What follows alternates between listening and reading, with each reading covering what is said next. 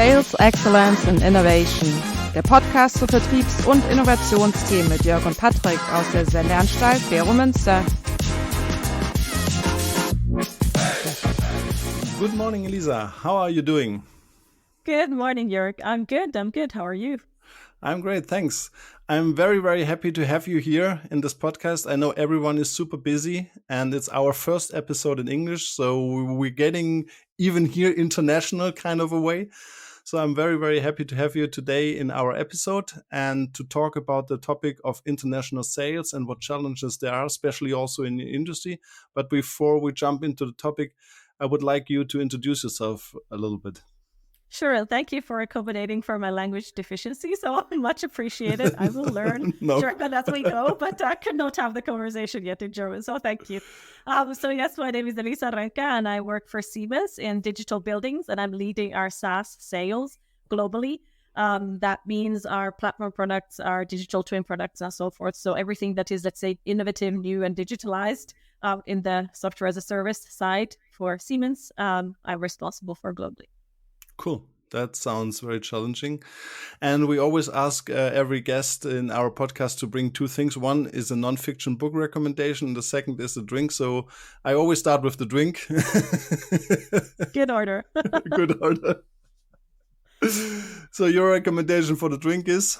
I have to say, I was thinking about this and what should I recommend, and then I couldn't get an Aperol Spritz out of my head. I know it's very, let's say, a commoditized drink, but it is just the best for this heat that we have been experiencing here in Switzerland. And I'm originally from Finland. So, for me, this heat and this summer weather, it just calls for an Aperol Spritz.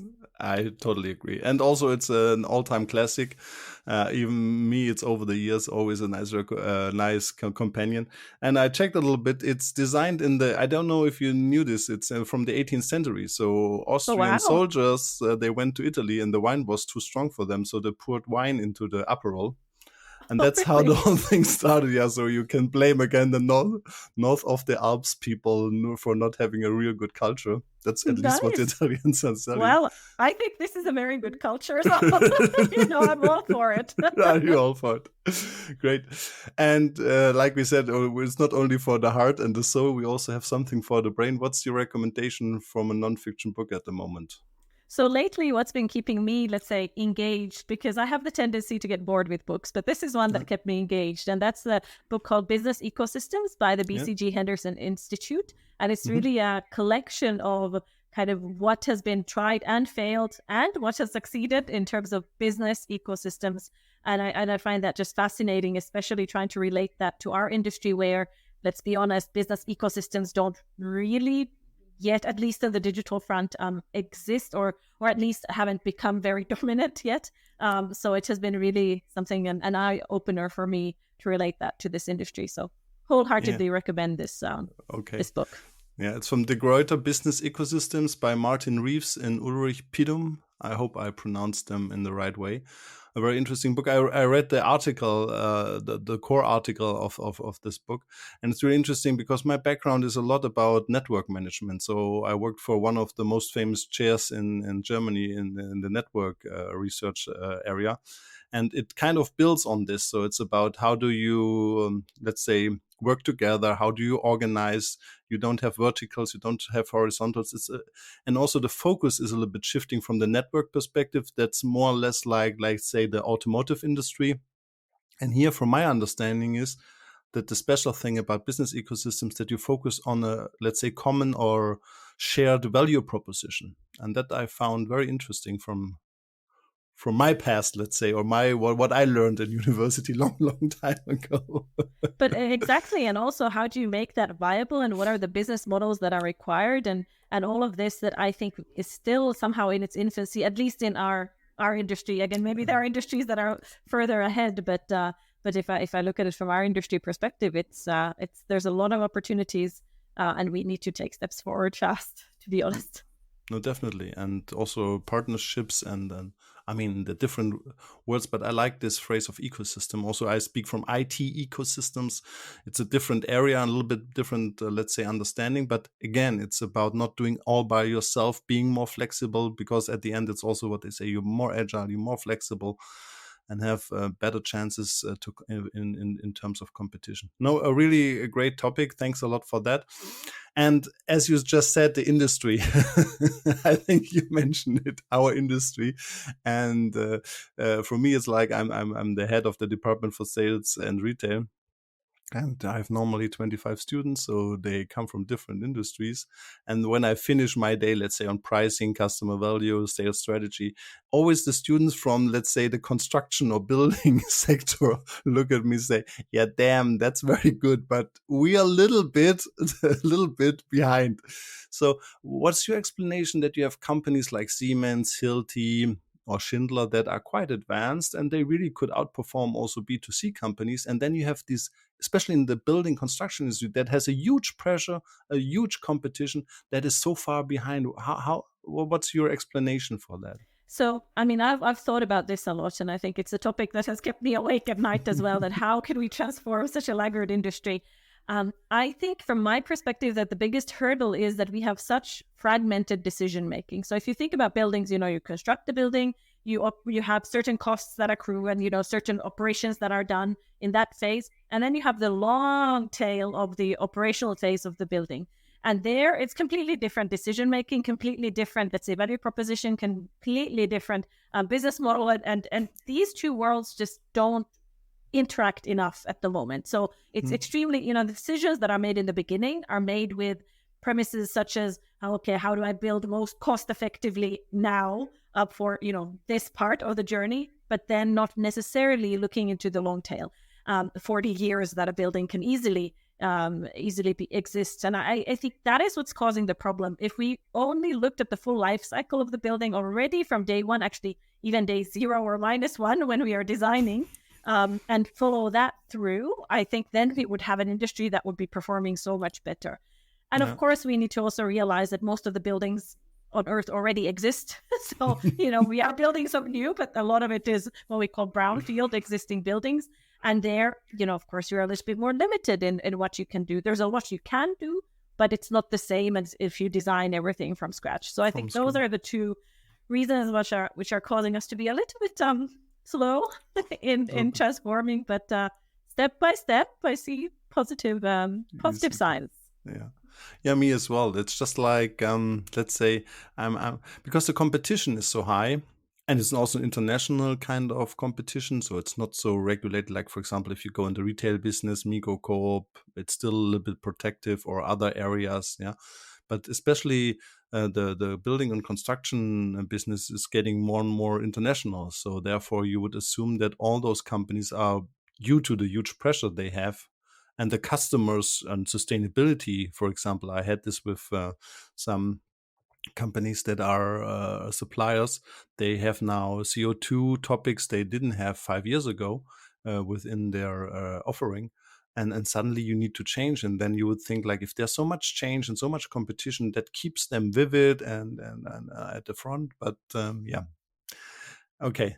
But I see also progress. And the next thing I always hear is, like, for example, also I support at the moment, I have two of my clients are working in the construction business, and they tell me you cannot trust anyone. So this is also something I don't hear so much in other industries, I have to say.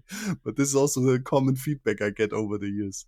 Yeah, that's interesting. And I mean, I'm not so deep in the construction phase myself. I'm more in the operational, so I cannot maybe comment on everything. I've heard that, though, as a comment as well. And that's very interesting, that what is then the root cause of that? But I think overall it's that cost pressure that's pushing also the trust down, because everyone knows that, that's basically the only KPI you are being measured upon. And hence then, it's kind of like everything's fair in love and war and construction, I guess, when you're under cost pressure. So I think that's kind of part of the reason why also then this mistrust can happen in the early phase of the building. I think on the later in the life cycle, it is less a question of trust, though. What I see from our end is that there is, of course, then the trust in technology, or like kind of trust in the outcomes of what technology will bring. Yeah. And when it's a bit of a conservative industry, might take a bit of time to get that trust going. Exactly. So I think you will experience this on a daily basis. And then just for our listeners, because not everyone is so, let's say, acquainted with all the words, what is a digital twin? Well, good question. So, of course, we see digital twins in a lot of industries. But if we now talk about buildings per se, I mean, in its simplest form, it's having the transparency of what is happening and where. You know, you have the real-time data, you have the structural data of the building, and you combine these two worlds, which sounds very, you know, like, of course you do that, but it's actually not that common yet. And when you combine those two worlds together, you actually get a digital twin of the building. So showing you what is happening where, and you can use that then for, you know, intelligent, data-driven decision-making. That sounds very, very nice. And I think also that's the great topic, because also like from a sustainability perspective, it's about heating. I mean, in Germany, I don't know. I mean, you will be familiar about the decisions they had on this Heizungshammer. I don't know if the German word came. Yeah, you heard of it, yes. But or also in Great Britain, they seem to be a bit upset about changing the technology. But I mean, there are changes, and it's also for the better. I mean, we have some challenges when it comes to water, when it comes to CO2 emission, and so on. Also, like you said, we cannot build everything maybe from the scratch. So we have to be also be more resourceful on stuff. So there are a lot of things that therefore data and digital tools can help us a lot. And now, just from my understanding from your role, so you have a very nice combination of, let's say, challenges. One hand is you're in a conservative industry coming with digital tools. So that's a challenge in sales by itself. And then because you seem to have so much energy, they say, hey, why not doing this globally? So that sounds like quite a challenge on a daily basis, or am I wrong? You are not wrong. It is certainly a challenge. I always keep saying that I love my job, but it ages me exponentially. I think this is a fair statement. But indeed, I mean, and also I think an additional complexity is, of course, doing this from a big corporate such as Siemens. Of course, there are certain dynamics of existing business, and then we are, you know, creating new business. And we're doing that globally and trying to figure out where is the best pool, you know, where to move first. It's like playing chess almost with the market. So all of this certainly is a challenge. The good side of it, always wanting to see the silver lining, is that, you know, also the market is kind of asking for it, or at least intrigued to understand more of what they should be doing. And I think this is really helping us in kind of trying to navigate the complexity. But certainly it's a very different dynamic to a mature business, and which is most of what Siemens is, of course, doing is mature business. And we need to kind of work, let's say, within the parameters of a big corporation and our, you know, go-to-market and all our different structures, but then navigate a little bit around, swim with the current when it comes to the new business. That's nice. Swim with the current. This I have to remember next time. And because also when we talk about digital, I always divide a little bit the world in, let's say, US, Asia, and Europe. I mean, Africa as well. So let's say Africa as well. But from your point of view, are there some trends? Is it like in other industry that we can say, for example, Asia is really on the uprising? They think totally different. They are way ahead. Is it the same in your area, or? Yeah, so I think there are differences. So I was expecting actually to US being really far ahead. Somehow that was what I had in my mind. And I've come to the conclusion that I think actually Europe is probably a little bit further ahead. Though, of course, in Europe, the decision-making is very fragmented across several countries, right? So, you know, everything is special and you need to understand the dynamics and, you know, which causes different challenges. Asia, definitely. But Asia, much more closed in the market. So, for example, China, we look at, but it's a very particular market. So, you know, if I look at it from my position of leading globally, it's always a question of, okay, what is the kind of the return on investment from an effort perspective from us? I mean, we have access to almost all of the countries, or majority of them, through our organization. But where does it make most sense to move? And you know, where I see, let's say, where the effort versus traction is taking shape quite nicely, is a little bit, let's say, closer to home.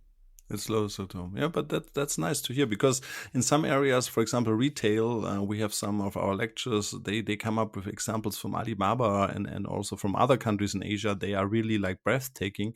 And we still discuss here about digital ethics. Should I get my email when I'm a retailer? Am I allowed to send an email and all that kind of stuff? Not saying that ethics doesn't matter, but just saying the business sense, or also when you go in Africa, everything is run on a mobile. because they don't have computers. So the whole experience, the whole setup is a total different game. So yeah, interesting to see. And I would sign off on that. I mean, yes, there are certain, let's say, advancements, for example, in digitalized certain markets in Asia, but then it exactly comes back to the question of, okay, how much can we accommodate with what we are doing, or do we then need to really kind of mold ourselves to how that country or that region is working? And then that is, again, more effort. And, that's where we start kind of considering where to, in order to be fast and create impact fast, where should we be moving? And as I said, it feels like chess. Sometimes you make a move and then you're like, I'm not sure if that was okay. Let's try the other. So it's a lot of trial and error as well. Nice. Yeah, for sure. Especially when you are innovative. And before, I mean, there's so many topics, and let's say we don't have 2 hours, but I prepared a lot, so I could easily go for 3 hours, because also I'm very interested in this specific area.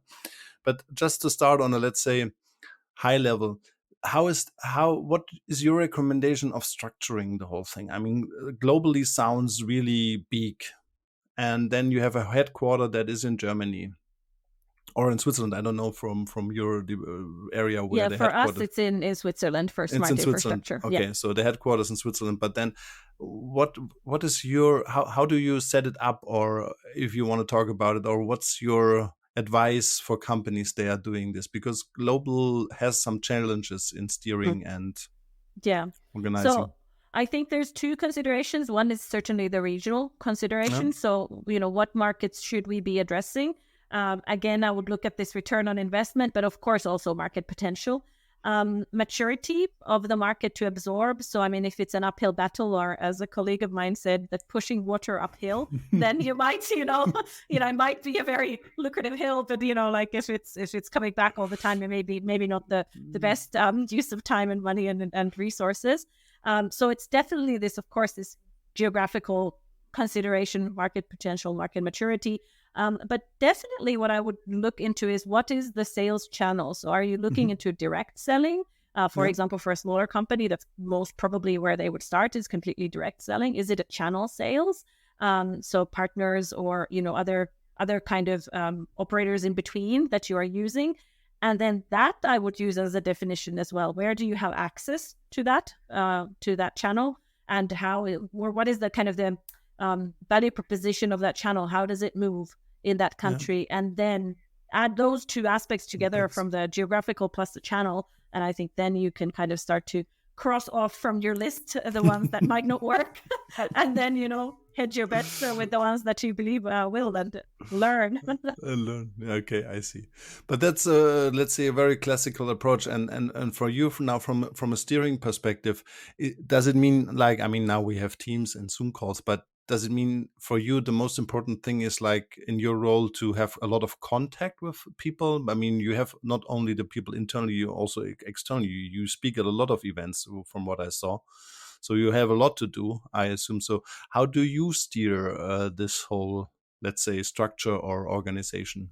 Yeah, I mean, it's a lot of stakeholder management, and also a lot of that internally. I mean, in our case, because we are a big corporation and we have our sales organizations channels, we have that, let's say, that luxury of something to start with, which causes a lot of internal stakeholder management from my end, because I need to get the channels to work and to be convinced, and for them to, in a way, multiply any efforts that we do centrally. So for me, that takes a lot of the time. Of course, then the other side of that story is the evangelization in the market. So when it's a laggard industry, you need to really kind of be out there and talk about the value that can be created with technology, and kind of convince. And I try to, as much as possible, do the internal stakeholder management to multiply, because otherwise it's a, one pony show, so to speak. And I prefer a herd of ponies. So hence, I do a lot of work internally. That's another nice picture. Hands of ponies running around. No, that's very nice. That's very nice. No, cool. Yeah, but like you said, it's both activities are very challenging, and from your point of view, what I see or let's say, the great change is that most research, at least at Europe, says we will have a shortage on salespeople in the future, like in the construction business as well. So you have double the construction business and salespeople. And when I look in the past, sales training, sales enablement was very much focused on this single salesperson. So you go in a weekend seminar, or there is a trainer coming, and you go through how do you negotiate, you go through how are you to prepare your sales and everything. Now, from your point of view, it's getting more complicated. So I think selling a software that you have, it's innovative. You have to longer sales cycle. You have to convince more. You have to the buying center gets ridiculously broad. Yeah. So how do you deal with this? Is it more the persons that you focus on, or is it more this, I call it the sales system, like better data, better CRM, more automation, more enablement, also maybe from the marketing challenge, who downloaded the let's say the white paper, or who attended the event or the trade show? Where do you see the focus? Is it 50-50? What? Yeah, good question. It's definitely both. Whether it's 50-50, I'd say at this stage, which is still the early stage, I would maybe say 60-40, 60 in the terms of the personal sales and 40 in the kind of the digital. I think that should, as we mature, then maybe shift even the other way around. But at the moment, because it is so much about convincing and evangelization, so you need kind of the believers, as I call them, the believers in the organization that really believe in the topic, and then they drive that with passion to the market. I think that's the only way for us to kind of create that breakthrough in selling innovation. But I do agree, though, that we need this kind of data-driven approach as well, and we need to have much more of this kind of inside sales and be able to, do things with let's say less investment from a sales perspective. However, I think the industry is not yet maybe fully mature for that, and that requires more of the push from the individuals. But I see that ship turning slowly, very slowly, though, in this industry. I know. Slowly. I know. And that should then change as well. But also, I mean, in this industry, there's not a lot of self-service software. It always requires connectivity to the building, and requires this kind of more also the attention from more traditional maybe stakeholders, and some more traditional works to be done in order to get the data, in order to then get to that software value proposition. And I think that also then drives a little bit the sales approach into, you have to have a human to human interaction still. And as said, it has to have this evangelization element to it still, but it will change.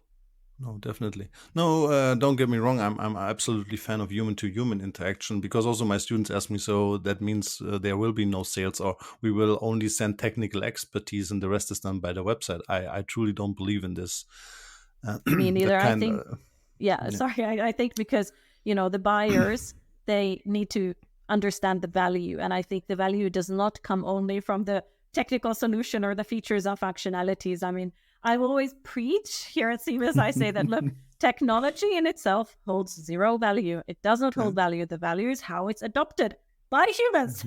and that's, that because of that element, you always need that kind of, I think even an empathic approach into sales. If it's completely commoditized as a business, then fine, that can go through, without human to human. Yes, exactly. But when you talk about things like what is smart and a smart building for you, I'm not sure that can be done with a completely just, the off-the-shelf data-driven methodology. I mean, I'm happy to see if someone has cracked that code. But oh, they have. You don't get those LinkedIn messages? I get 5 LinkedIn messages per day. They cracked all the codes in sales. That's true. All codes are on LinkedIn, yes. Exactly. They cracked all of them. No, great. And the other thing, when we speak now about the system, or the sales system itself, what I found very interesting still, I mean, I'm also suffering from it, is like, I can only speak from Switzerland, that most of our theses are still about customer value. So that means that all those sales systems don't have a customer value model, and our students find out, oh, if I do a customer value modeling, maybe I go more to the ones that have a potential. I have a better understanding. Maybe I also shift some on the inside sales, or even on the e-commerce channel. So everyone that comes to us looks at the first course like customer value, and then they say, hey, I have my topic. I'm like, no, please not again, because I have to read 60 of them every 6 months. So that gets a little bit boring.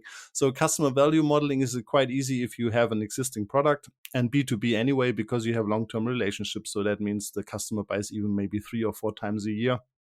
So prediction is quite, let's say, a nice thing to do. So in your business, it's a little bit different. So how do you handle this, or what's your approach in segmentation or forecasting also? Because I mean, at the end of the day, nobody knows. Yeah, well, that's exactly the problem. Nobody knows. On the other hand, I always think about, so I take kind of a step back and look at it from the eyes of the possible client, and then think, okay, why am I buying this? It needs to bring me some kind of benefit, and it needs to bring me some kind of business success. So another thing I preach about a lot is like that the buildings, because now we talk about buildings, which, you could look around and think, okay, that's pretty boring. It's just a set of walls and windows and some technology, but, not so that interesting or not that groundbreaking. In my world, I think buildings should contribute to the business that's being run within. And I think when you start looking at buildings that way, then it's much easier to drive those value propositions and kind of think about, okay, what are the use cases that we need to fulfill for the business to be better in that building? And a lot of it has to do with experiential things. So how do the tenants or the users experience the building? Of course, then we have regulatory things like sustainability, good example. And then we have the pure cost topics that, as we talked about in the construction phase, but also in the operational phase, how can we push those down? And when you start looking at those as the kind of dimensions of how does a building contribute to in the end, the profit and loss statement of the business, that's where it starts to get interesting. And that's where you can start to find those kind of use cases and value propositions that actually drive adoption in the market. And that's what we need in order to eventually make a successful business. So I see. So you have more like, let's say, a light tower or like a topic kind of approach towards it. And just out of curiosity, because I think most listeners are not so familiar. So what are, if you can say, the 1 or 2 big topics at the moment in building technologies or in software? Absolutely.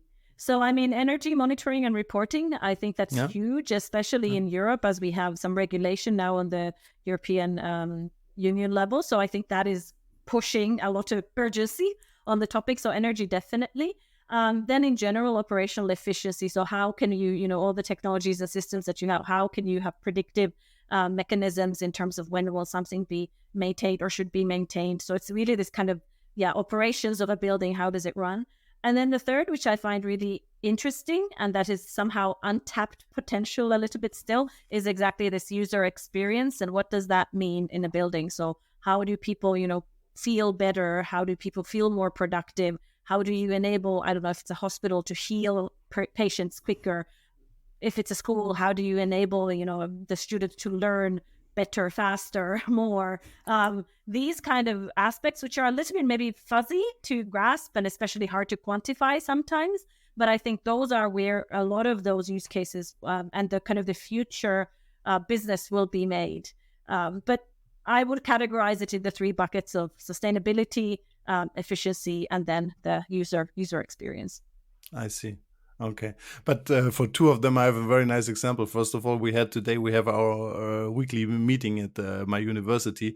And then the guy who is responsible for the building said, we checked our lighting system and we found out that at night, many bulbs are still going on. And we didn't know because we are not there in the evening. So they did a project and measured how much energy they waste on electricity due to lights that just turn on at nights by coincidence or because the programming was wrong.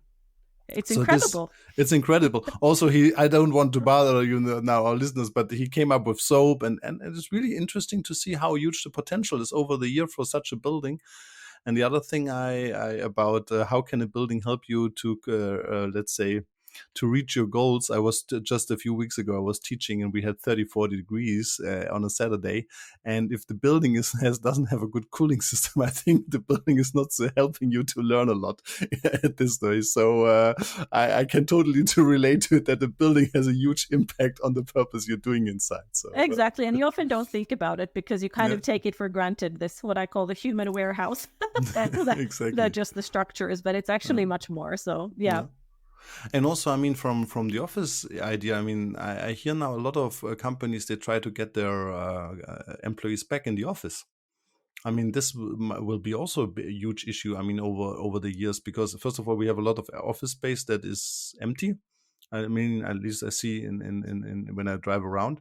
And the other thing is when I speak with the, let's say, CEOs, they say, I want to see my employees. I don't know if they have in the Maldives the last 3 months. And on the other hand, I speak with the employees. They say, hey, the Maldives are very nice. Why should I come in the office? So let's say there is a little bit of, how shall I, different targets or different. Absolutely. And I mean, I always say that the buildings in a way need to re-earn their right to exist, especially office buildings. Of course, some buildings like hospitals, that hasn't changed, but for office, you really need to kind of, step it up and become a place that is more productive for the individuals than a home environment or the Maldives or wherever they might be working. And that is, of course, a challenge. And then you need to think about, okay, so what are those activities that the building should foster? And maybe it comes to community and communication and this kind of, cohesiveness. And then again, the building should, behave in fostering that. And the technology within should provide that. And that's, again, kind of working back from the use case that should be done. But yes, for offices, it's a huge transformation. And I mean, I think it's a huge opportunity as well, because if you look at how offices were kind of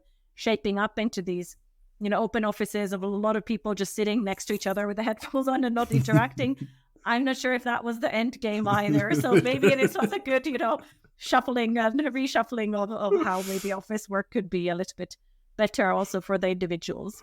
Yeah, that's very funny because, like, as just an example, UBS, I heard it from some of my colleagues. They said if you're too late, you get really the last box, because in the morning everybody was assigned to a new desk and you had your stuff and had to carry it around, and everybody comes earlier. And then there was COVID, and suddenly the whole office is now empty because everybody sits at home. So it's a really interesting, let's say, effect or development over a few years. Yeah. When we go back to sales, so from my understanding is, because just to give you a little bit of an idea where I'm coming from, is like when you have in the past you had this standard sales, like you have a brochure, you go to a customer and explain it, and then they said, okay, there's solution selling. You should not just come with this product itself or the offering. You should talk about what's the solution. Try also go more into the service. Now the latest sales book here in Germany from Jan Wiesike, which is a very famous professor in Bochum. They have a chair there with 3 different professors. His new book is Sales to G. I cannot pronounce it right, and I find the title also a bit, let's say, challenging.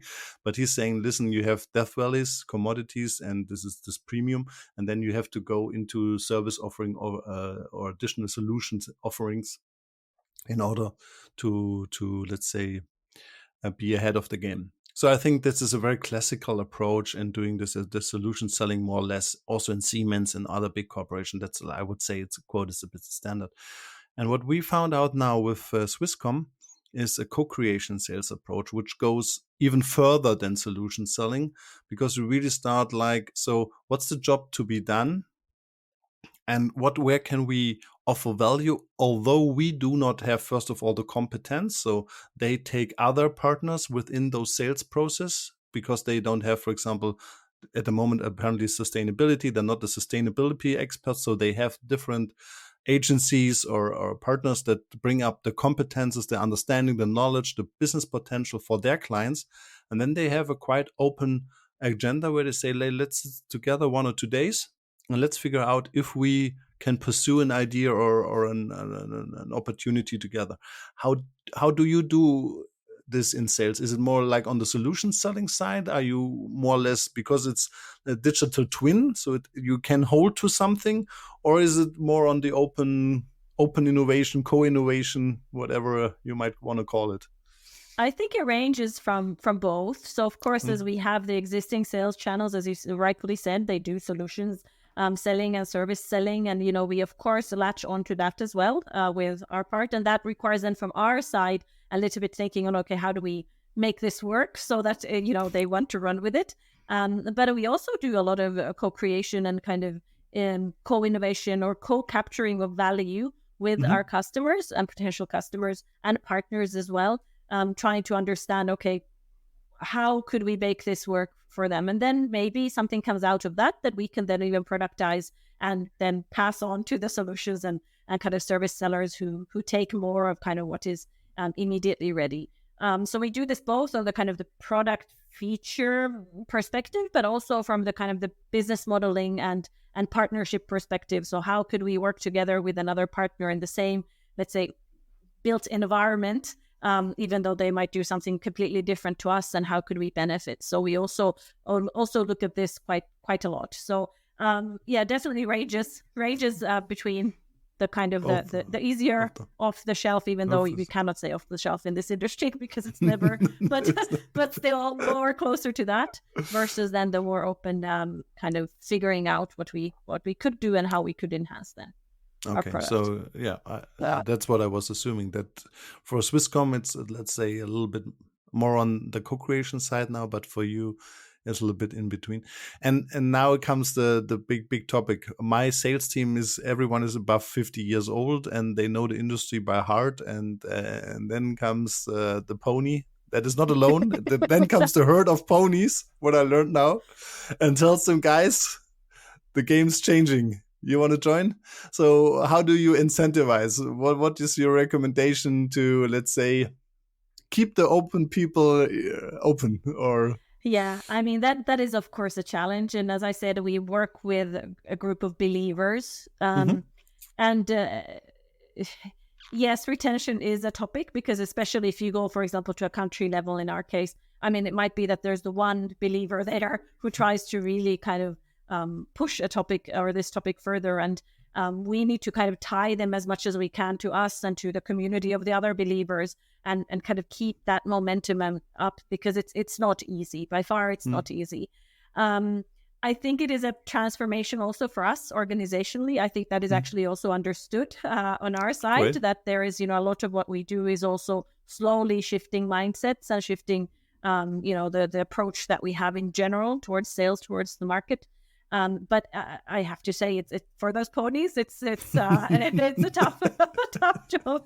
But they're strong ponies. From what I see, they're strong. They're strong and they believe, and myself included. I mean, there are days when I look into the mirror, I think, why are you doing this, Elisa? This is such again, water up the hill. But on other days, you just feel like, you know what? We're creating impact both externally and internally, and that's fantastic. Rewarding. Yeah, that's rewarding. I have the same. There are many days where I think, why am I doing this to myself? And then there are the days where I say, yeah, that's why.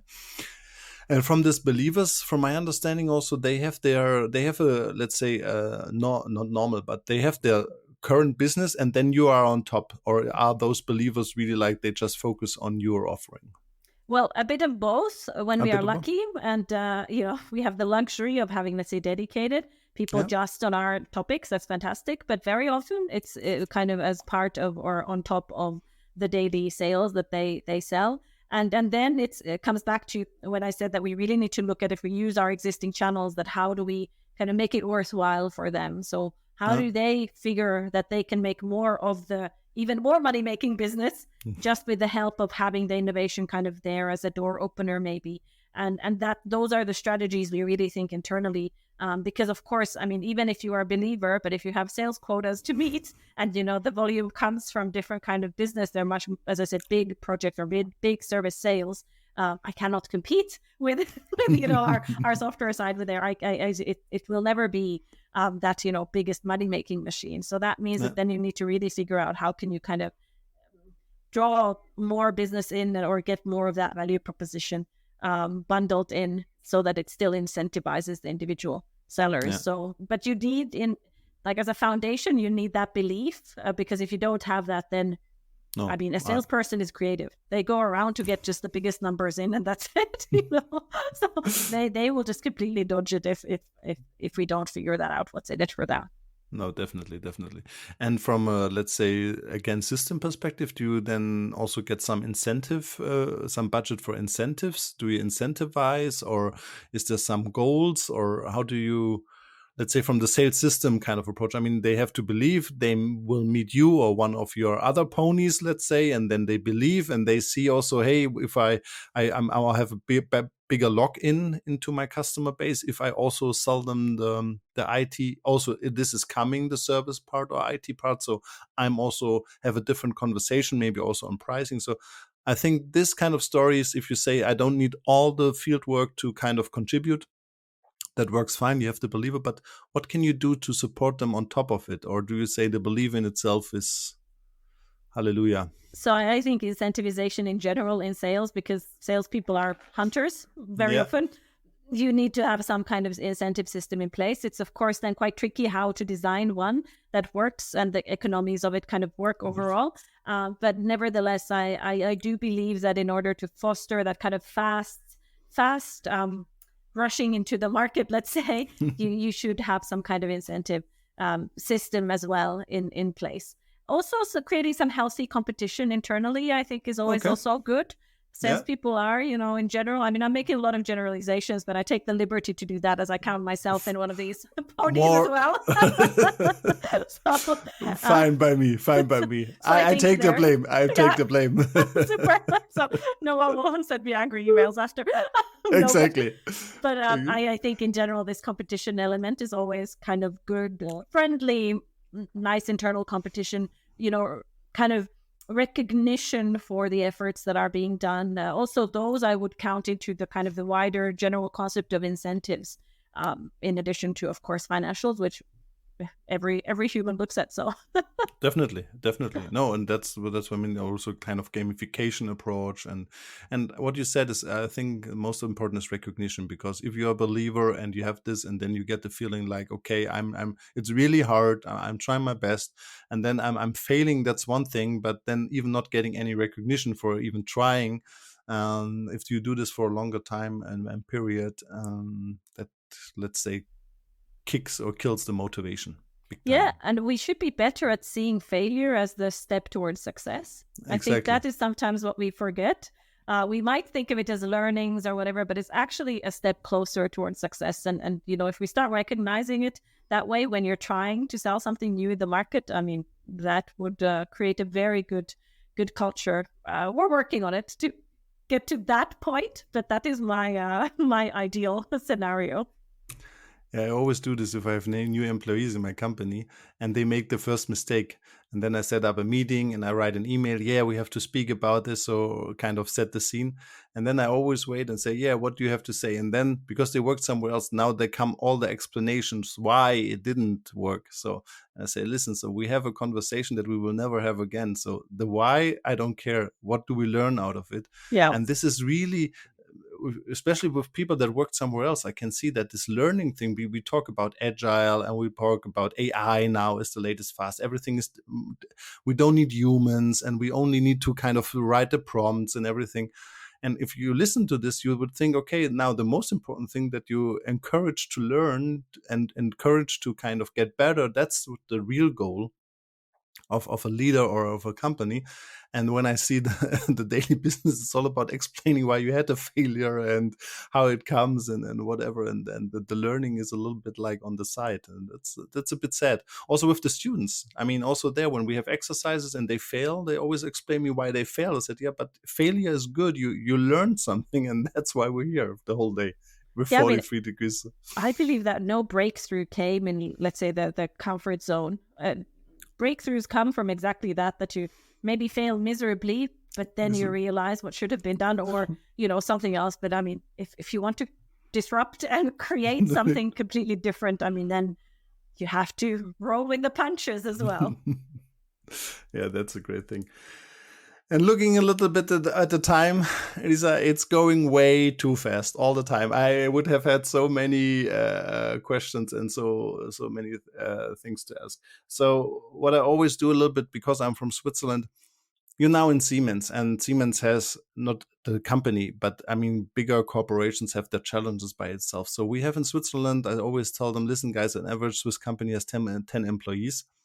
When you're now in the smaller companies, and many of them, they are in a niche internationally, and now they have IoT, or they come up with software services in their specific field. What would be your 3 recommendations for them, or from a sales perspective? What are the 3 things where you say, listen, guys, look at this, or make this your priority before you start, or always focus on this? What 3, 4, 5 points where you say, this is from what I learned in the past? So I think what I hear a lot from smaller players is that we cannot compete with, for example, Siemens, because you have the name, you have the brand recognition and everything. Whereas in some cases it's probably true.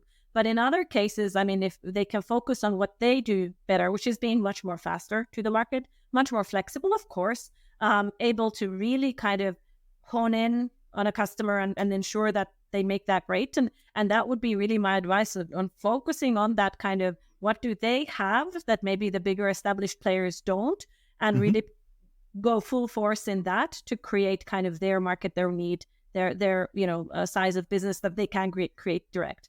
Second, then, though, maybe after they've mastered this, they realize this works. I mean, I would definitely aspire to partner then with the ones with the broad access to the market. I mean, this is really one way to make it great. I mean, both win. We, the established corporations, win in the fact that we get that kind of flexibility and that kind of new maybe ideation coming from the partners, or we call them partners in this case.